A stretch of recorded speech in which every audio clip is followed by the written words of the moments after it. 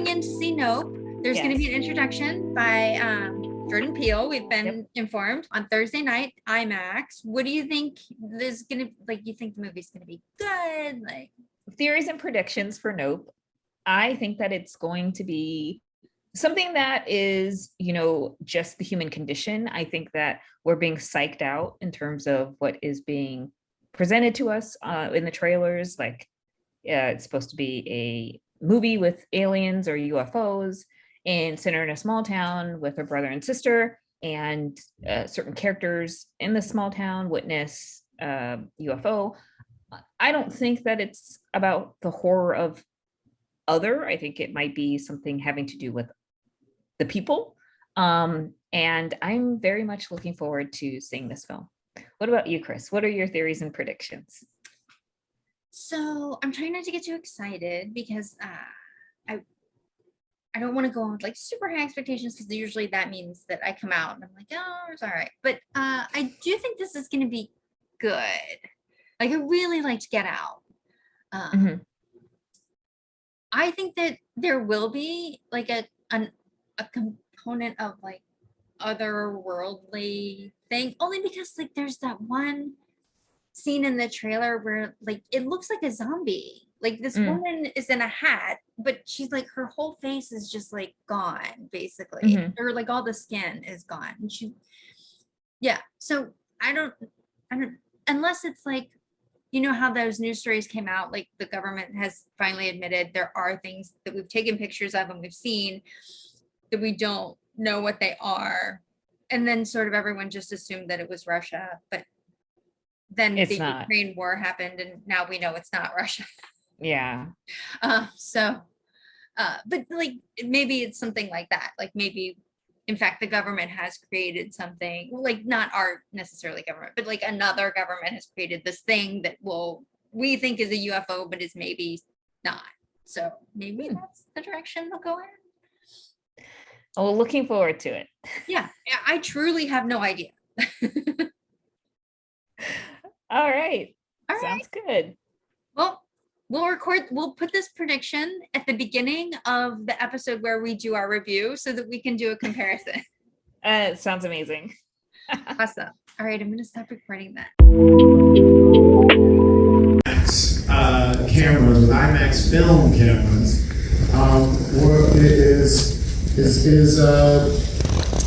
hasn't been attempted before, and so it's a very special use of the IMAX technology, and I'm very proud of that. Yeah, I mean, I didn't want to jump right into the movie making aspect of it with you, but I do want to ask, what made you want to take that great of a jump? You know, why so bold when you thought about doing why all IMAX? And you know what I mean? I know all these different chances that you took. Why did you decide to go that extreme route?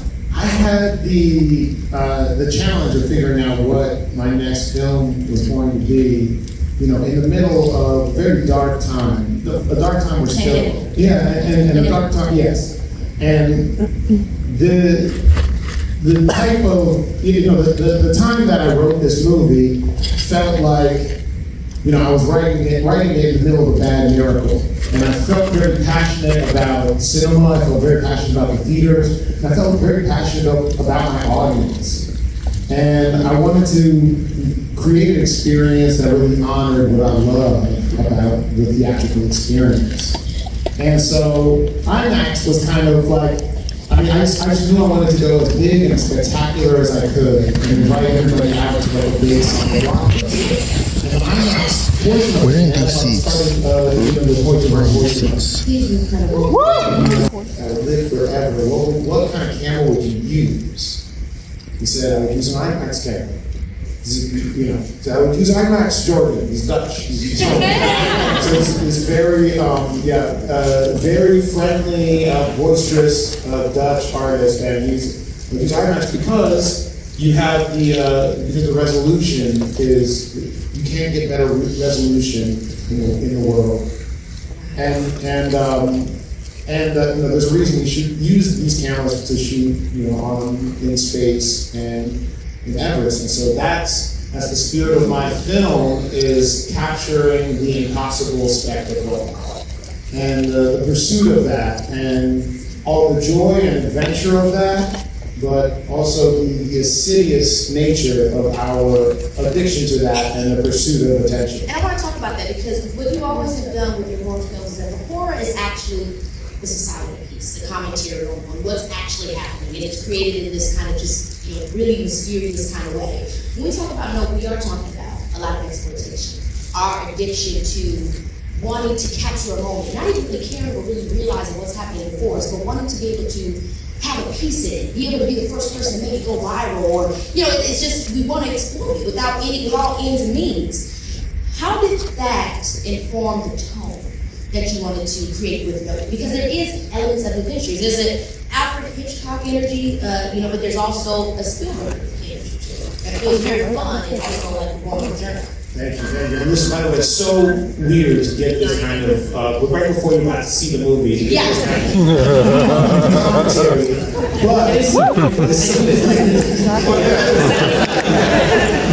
Yeah, not to, set you up for the movie, but, I think what I'm proud of, and by the way, like, on a sidetrack note, because I want to talk about the kind of spectrum of tones that have ended up being this film, but I just want to say, like, I don't care about me. I care about Keke fucking Palmer.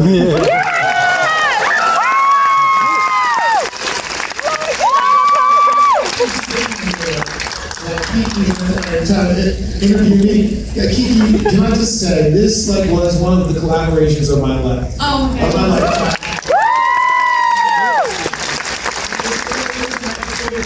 And I feel this way about all the actors in their own individual way. And with Keke, I think we just had a very special click. And one of the things that I just love about you is the way you analyze script. And I love just talking to you about the deeper things of the movie. And we really, we went in to kind of come out and find this character that I think you guys are just gonna fall in love with. But, I don't know what to say. This process of this movie was me trusting in my ability and trusting in my ability to gather a team with great ability and to harness that. And a lot of it from the entire creation was just believing I had a responsibility to cinema, Yes. and to the movies that I love, jumping off a cliff and trying to build this thing on the way down. And so what we have, I think, is really beautiful. Yes. And I'm just very proud of all of my collaborators, to be honest with you. And you are just a shining star. Thank you.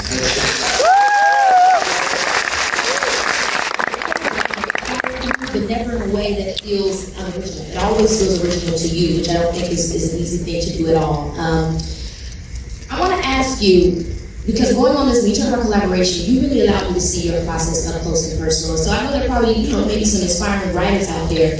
You are extremely knowledgeable about stories, archetypes, characters. And what you did, what I saw up close and personal with my character, Emerald, the places that you took her were so skillfully written. How do you approach writing? How do you approach, deciding, it's going to be a monster thing, or it's going to be this thing? How do you approach that in your characters? There's so many ways I approach a character, so many ways I approach the decisions that it really is, it's almost a waiting game. David Lynch has a sort of philosophy that it's like good ideas like fishing. And I subscribe to that. It really is about time and collaboration. And so, I know for instance, with you and I, the goal from a very early point, I knew that this was going to be Emerald from a very early point. And there's something about you. You're going to meet this character, and you'll meet her with this preface or whatever. But there's something about her where I felt like, in a lot of ways, she represents what a lot of people love about you, and it feels like an aspect of your personality if you hadn't gotten the opportunity you had when you had it. And so Emerald has that drive and that passion and that ability that you do. But she's in a very different point in her career. Yes. And so, I don't know, just something about meeting you and developing that character with you and through you That's how we got Emerald. I thank you so much for trusting me with that. And again, watching you work in your collaboration process, it's not just this way with this actors. He's the same way with when you talk about Hoyta. You allow other people to give you strict on your idea and what it is, but it doesn't put you rigid in a place where you don't allow it to be a true collaboration, to grow and learn and create something grander. I think that's a great thing to do, but you do it so effortlessly. You know, Jim Henson was the master of collaboration, I think. I think this was a guy that taught to shelve your ego for the greater good. And I try to model the greater good being this project, whatever it is. By the way, this is a wicked fucked up film. It's not the greater good here is part of the point of why I exist, I think. Because I like fucking people up. Yeah,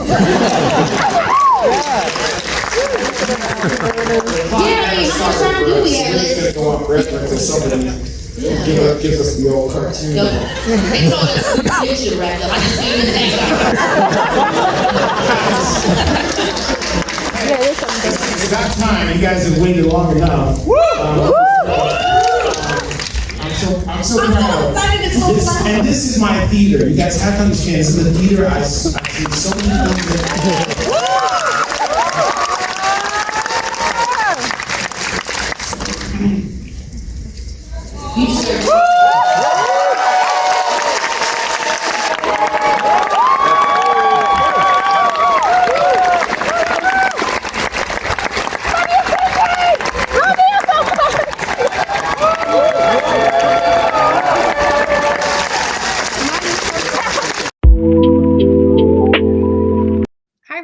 Welcome to No Movies in Hell. I'm Chris Geiger. I'm LaClaw Scott, and today we are reviewing Nope. Is it the fourth? At least. Yeah, I'm like, does Keanu count? Well, the third horror film, written, directed, produced by Jordan Peele. Number one movie in the box office currently. We went to go see it opening night with Jordan Peele and Keke Palmer, a Q&A. And it was amazing. It was a lot of fun. It's an interesting group of people around us. Mm-hmm. So even though people came for the Q&A, there were some people who walked in kind of late, which was surprising. People were very enthusiastic throughout the movie, like they were yelling and cheering, and it was fun to watch a movie in that environment. We were sitting very close though, because we wanted to be close for the Q&A, but then we were also so close to the screen. And towards the end of the movie, there's a lot of like shaky cam happening. So there were a couple points where I had to close my eyes because I was just too motion sick. I was like, I can't, right? This is too close. It's too jumpy. But it was fun. There were a lot of things that I was like, oh, does that make sense? I don't know if that makes sense. But I liked it. It was a good movie watching experience. I can totally see why it's number one at the box office. It had a lot of like build up to it. Yes. I wouldn't mind seeing it again from further back. I said that about Dune too, because somehow I ended up like sitting super close for Dune. Yeah. But no, I completely agree. I'm like, I might see it again in IMAX because it was filmed in IMAX and I want to keep that. But yeah, I was like fourth row behind you going, oh, like, okay. Do they only show IMAX filmed movies in IMAX theaters? No. So you could watch a movie that was filmed just with a regular camera in an IMAX theater. Yes. If they have it available. What movie? I feel like in that IMAX theater, I've seen The Batman, which I don't think was filmed on IMAX. I've seen Avatar. And then Dune.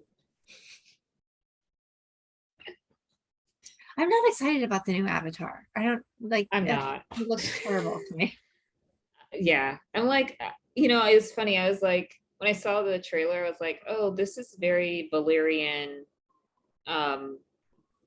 Like it's been kind of done before, or the follow-up should have been rather quick instead of like 13 years later.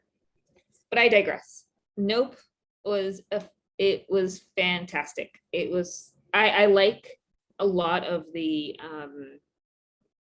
callbacks to a lot of things, like the subtle. I feel like everything was intentional with this movie, even though it seemed like kind of disjointed and like there were seemingly three different stories being told, but they kind of all blended together. And also I think that there's a universe, because some things pop up from other movies in this movie, in Nope, that I noticed. I was like, oh, that's interesting. That's interesting. That's interesting.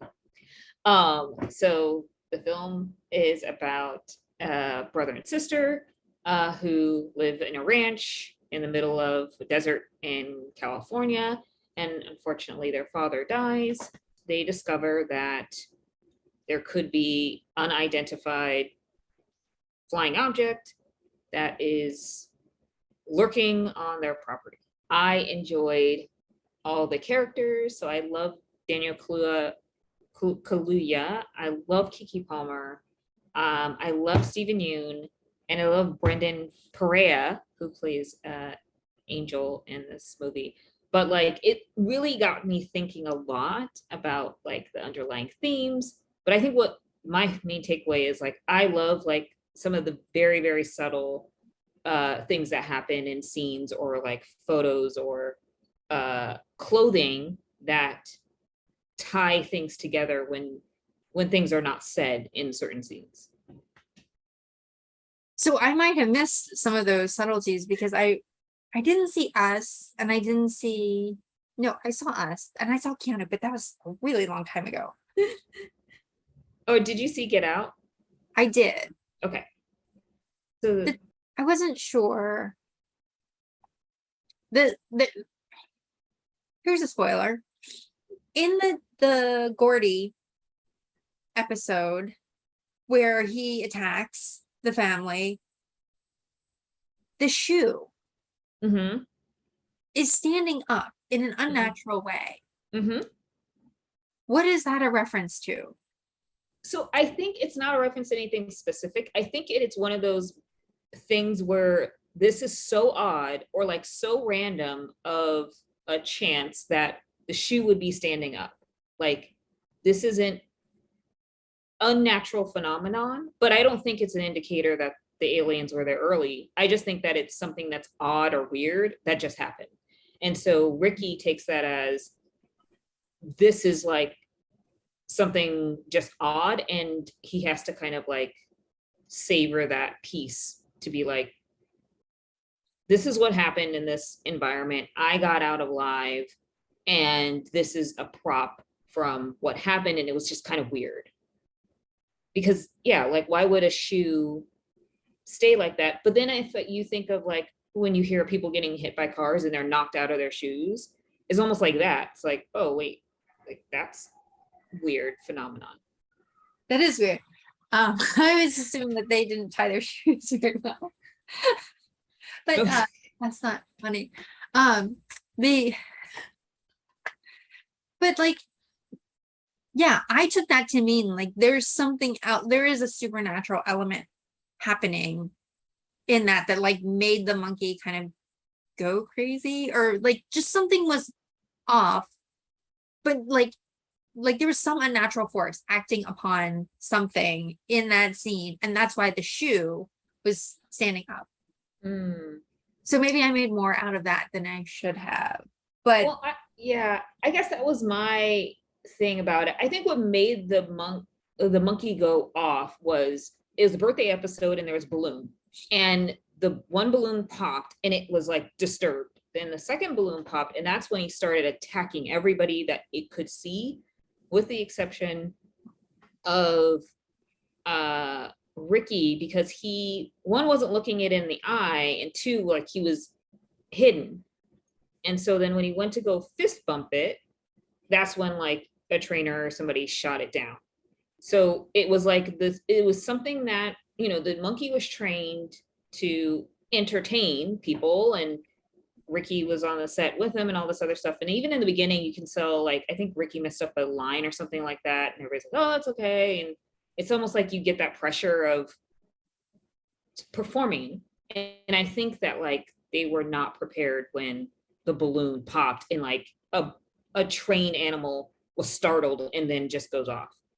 And I think that's kind of like what happened towards the end of, you know, the balloon being kind of the same thing at the end of the movie.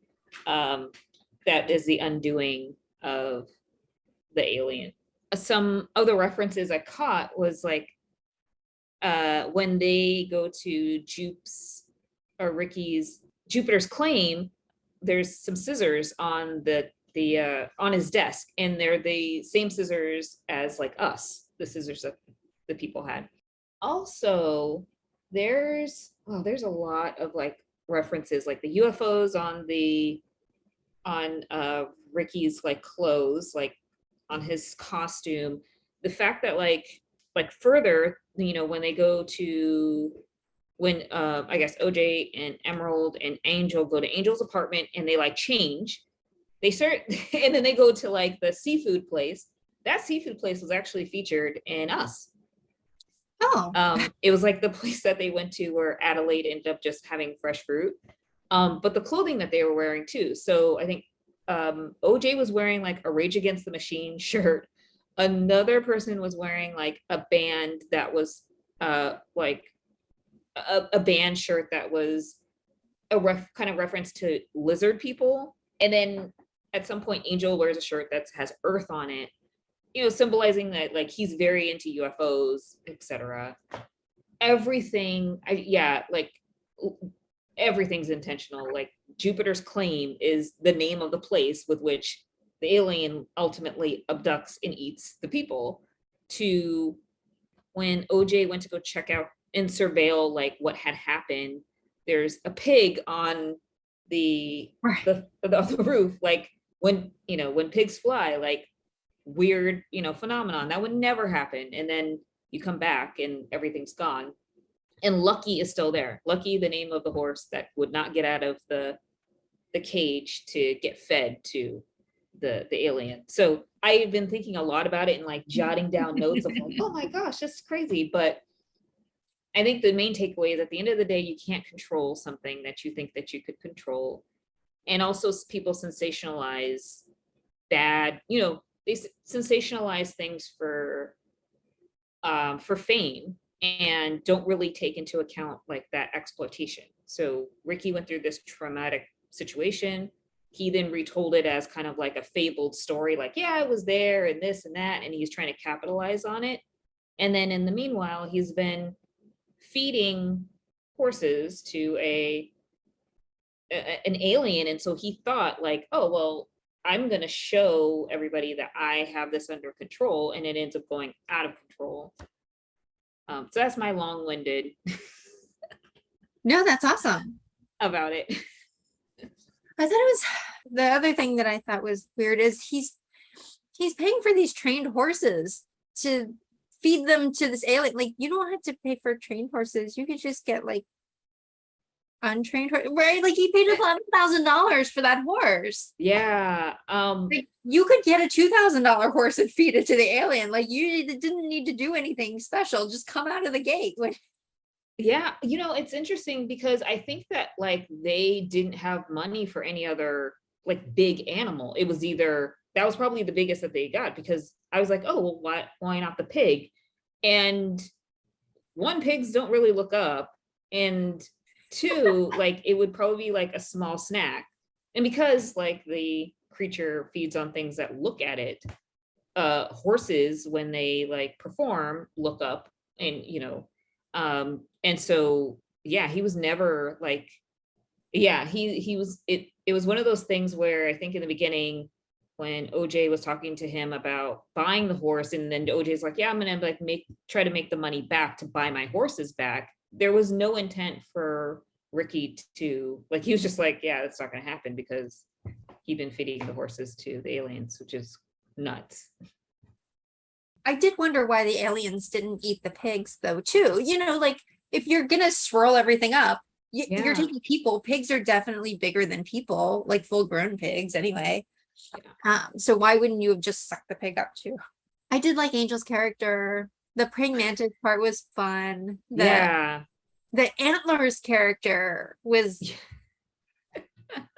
interesting. The TMZ guy was interesting. I thought like that seemed a little bit unreasonable to me. I'm where he was like, take my picture while I'm laying down because I've just crashed my motorcycle. Like, well, you did just crash. Like most people would be like, call the ambulance. Yeah. Well, I mean, Don't take my TMZ picture. is all, fame hungry anyway. So it's one of those things where they will sensationalize something, just the bare minimum of like, I crashed, I'm here on this, where this happened, take a picture of me, I can be famous. But wouldn't you take your helmet off if you wanted to be like have a That's picture true. taken of you?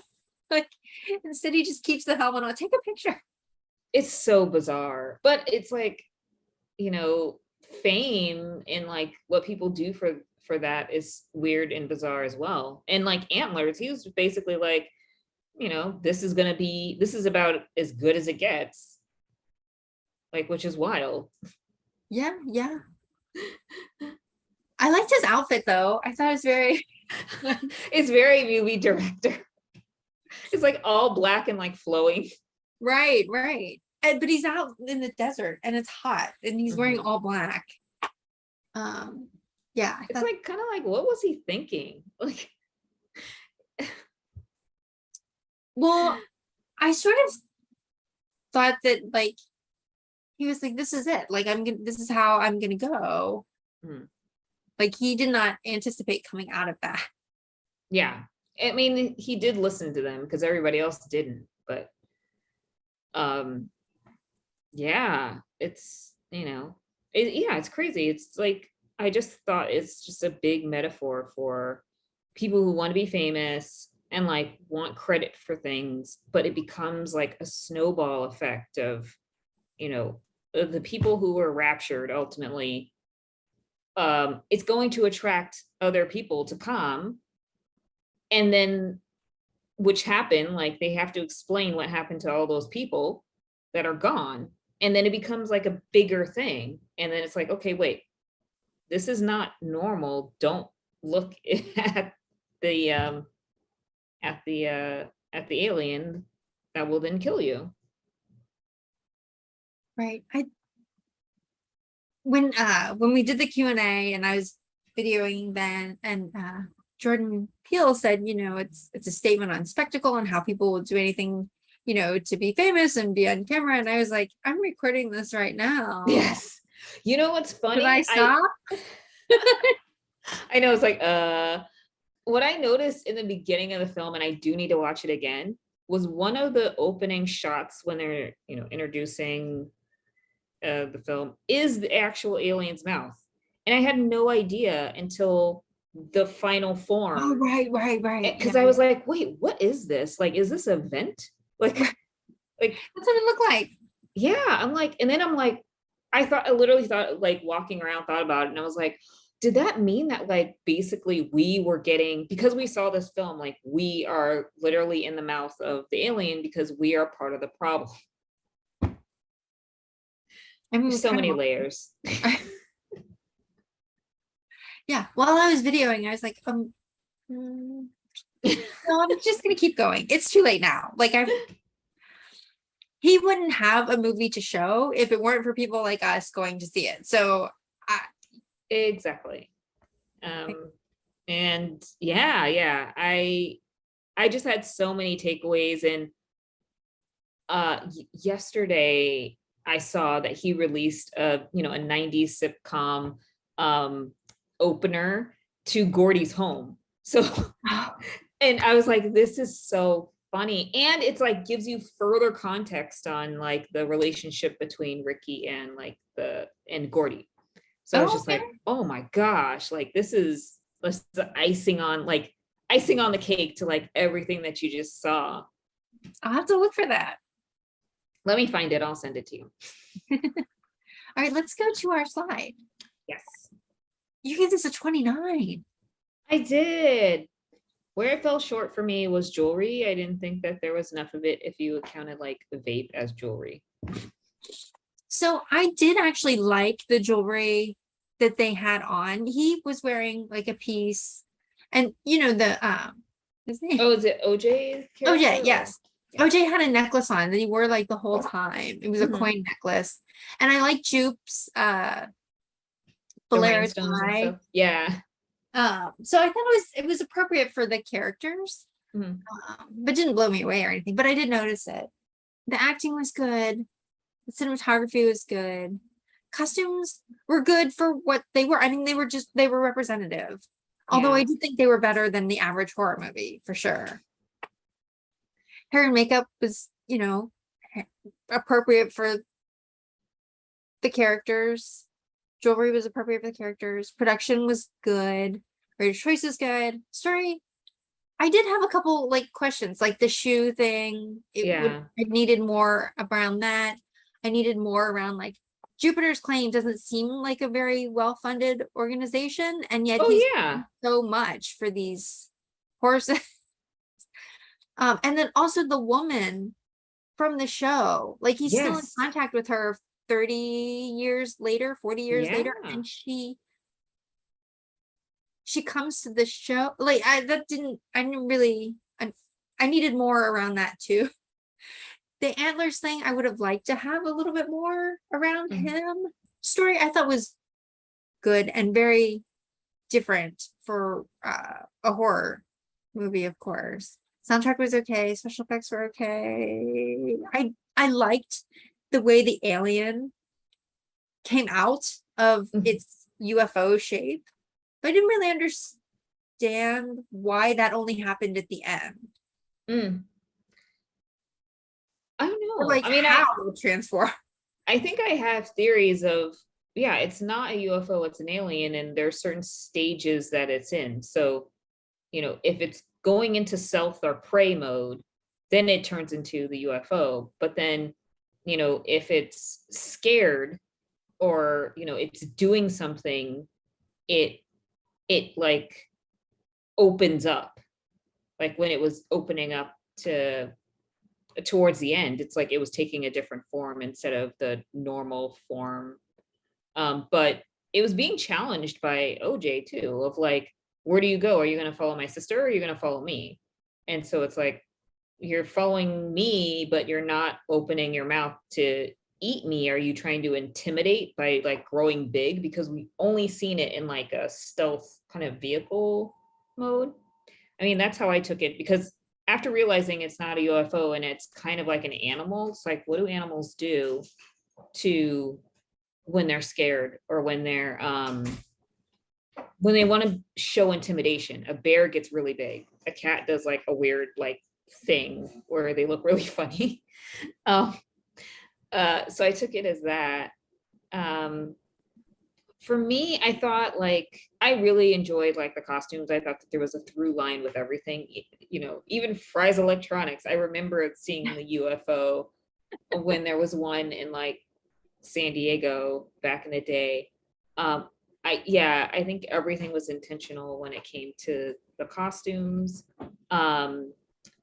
The hair and makeup, I will have to say I gave a 3 because I feel like they did such a great job with Keke Palmer's character, because normally, the excuses, especially if a woman wears her hair very naturally curly, is that continuation. Like, we can't do this because it's too hard. And she had like short curly hair and it looked phenomenal throughout the movie. Like, you get dirt, dust, whatever.